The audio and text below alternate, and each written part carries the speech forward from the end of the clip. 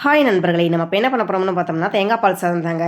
சூப்பராக பண்ணலாங்க இந்த ரெசிபி. இப்போ வாங்க நம்ம தேங்காய் பால் சாதம் பண்ணலாம். அதுக்கு அடுப்பில் ஒரு பாத்திரம் வச்சுக்கோங்க. பாத்திரம் சூடானதுக்கப்புறம் தேவையான அளவு ஆயில் ஊற்றிக்கலாம். ஆயில் சூடானதுக்கப்புறம் தாளிப்பு ஸ்பைசஸ் எல்லாமே சேர்த்துக்கோங்க. சேர்த்துட்டு இப்போ நம்ம 1 ஸ்பூன் அளவு கடலைப்பருப்பு சேர்த்துட்டு 3 பச்சை மிளகாய், 2 கொத்து கருவேப்பில், 1 கப் அளவு சின்ன வெங்காயம் பொடி பொடியாக கட் பண்ணி வச்சுருக்கிறேன். அதை சேர்த்துக்கோங்க.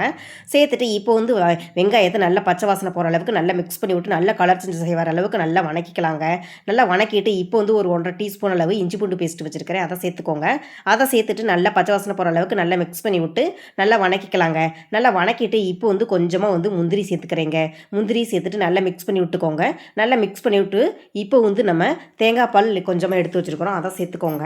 சேர்த்துட்டு நல்லா மிக்ஸ் பண்ணி விட்டு அடுப்பு லோ ஃப்ளேமில் வச்சு நம்ம தேங்காய் பாலில் நல்லா மிக்ஸ் பண்ணி விட்டுக்கோங்க. பாருங்கள், நல்லா மிக்ஸ் பண்ணி விட்டு நல்லா மிக்ஸ் பண்ணி விட்டுட்டுக்கோங்க.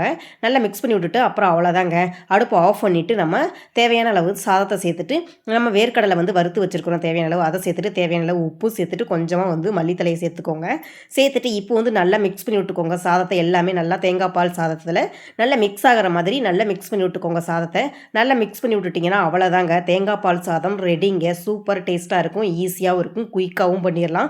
வீட்டில் எதுவும் இல்லையா, தேங்காய் வெங்காயம் இது மட்டும் இருக்குதுங்களா, அதை வச்சு நம்ம தேங்காய் பால் சாதம் சூப்பராக பண்ணலாங்க. இந்த ரெசிபி சூப்பர் டேஸ்ட்டாகவும் இருக்கும், ஈஸியாகவும் இருக்குங்க.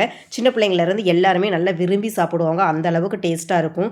கொஞ்சமாக தேங்காய் பால் சாதத்தை எடுத்து அதில் போட்டிருக்கிற அந்த முந்திரி வேர்க்கடலையை வச்சு சாப்பிட்டு பாருங்கள், சொல்ல வார்த்தையே இல்லைங்க.